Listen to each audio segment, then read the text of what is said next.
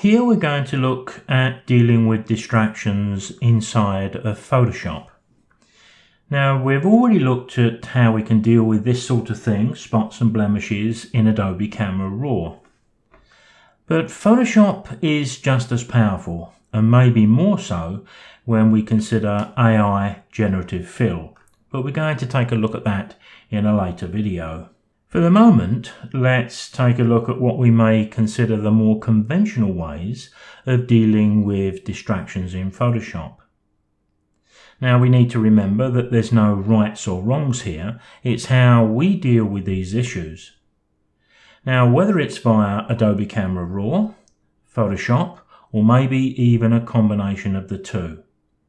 I tend to use both myself because the important choice is the one that works for us, with our style of photographic content. If one tool doesn't work, then another one probably will. All of these tools work from a brush, and those same square bracket keys to the right of the letter P will allow us to quickly increase and decrease the size of the brush we're using. Now you'll notice that many of the tools are grouped together. Some we may never use and some we may use rarely. Click on the bottom right corner of these little icons and the options will pop out. So then we can scroll down and we can select the ones we want. The three we're going to be looking at here are the Spot Healing Brush, the Healing Brush and the Remove tool. Let's begin with the Spot Healing Brush. Now before I make any changes with the Spot Healing Brush, I'm going to go over to my layers on the right hand side and right down to the bottom. Because I'm going to create a new blank layer with this little icon here, and it'll appear over the top of the layer we wish to repair. Now if we look up at the top of the screen, I've already selected the Spot Healing Brush. We've got a number of options. Most of them we don't need to concern ourselves with.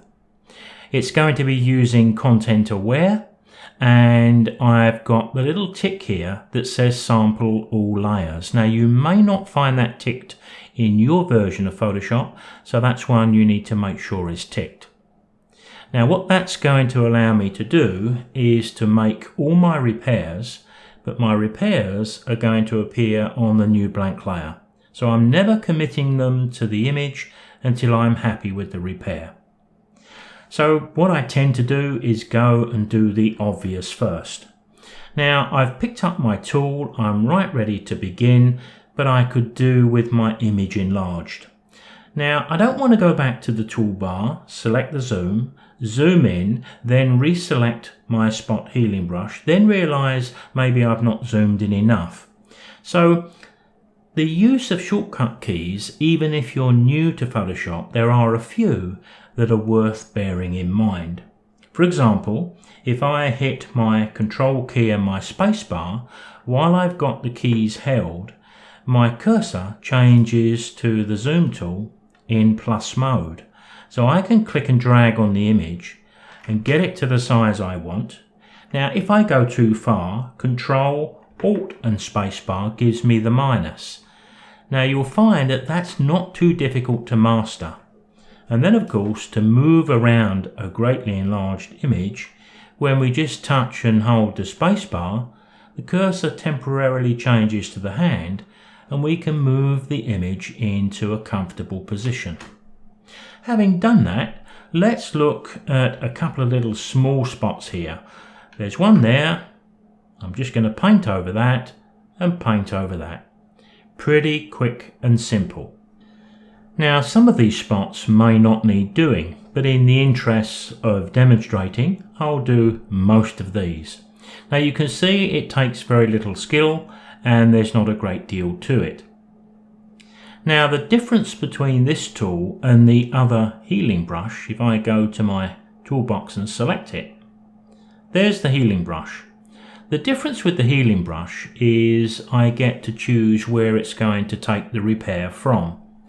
But once again, we just need to look up at the top of the screen to make sure we've got the right settings. Most of them we don't have to change, but this one here I want to use current and below because I'm going to be cloning onto this layer from this. So let's take this big black stone here. I could choose to do my repair from there, and to do that I hold the Alt key, I get a little target, I can click, so I've sampled what's within that ring. Now I can paint it over the top, and Photoshop will do the rest. If you find there's a few little spots that you're not happy with, you can always make your brush smaller and just give one or two other touches. So I think my favourite out of those two tools is probably 95% I'll be using the spot healing tool because it's so effective. Let me do one or two other fixes here and you can see just how easy they are.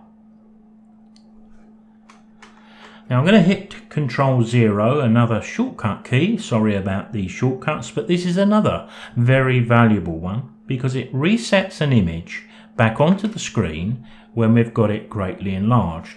Because sometimes in the aid of, or to aid our navigation, we need to see where we're going to zoom into next. So Control Spacebar gets me the zoom tool. So I can zoom up in another position and I can use the tool to do the fixes here. And as you can see, they're very easy to do. And here I'm just moving around, taking a look and touching anything I feel I need to touch. There was one on the bird over here. Little mark on the neck of the bird. I'm going to touch that too. Ctrl-0 once again, and we can take a look and see if we've got all of the little distractions in this image. There's maybe one here. I'll just wipe along there and fix that too. Now we could have a look at removing those two birds, the one on the left that's just poking into the frame and the out of focus one at the top, with the spot healing brush, and it would do a pretty good job. But I want to introduce another tool here. So I'm going to click and hold and choose the remove tool, very similar to the one we used in Adobe Camera Raw. From the top of the screen, I want to sample all layers because I'm working on a blank layer here to do the repair. And we've got an option here that we can paint over the offending area and hit the tick, or we can just hit this little box to remove after each stroke. So if I paint up over this bird, you'll see immediately it'll start working to remove it. And as you can see, it did a darn good job. Now, while we're on a flow here, let me have a go at this bird here. I'm just going to paint over the whole thing. Make sure I've got it covered. You can see I'm going over the edge. It's not a difficult job at all, and will allow Photoshop to do its best for us. And generally speaking, its best is pretty good. Now what you'll often find that happens when you do this sort of work is we start with the worst distractions first. But the more successful we are and the more we clear away, the more the fainter ones show up. So don't be too surprised if you then see a little spot like I can see there, and I'm going to take that out in exactly the same way. And there's even a little area down at the bottom left corner, which now I'm looking at it, maybe I'll see if Photoshop can do exactly the same with that. But I'm pretty certain it probably can, and it's going to give us a pretty good repair. Now the benefit of working in layers, of course, is all of the repairs are sitting on this layer. If I turn my image off for a moment with the little eye, there you can see all of the repairs we've done. They don't look very impressive there, do they? But when we've got the image on screen, they look pretty darn good.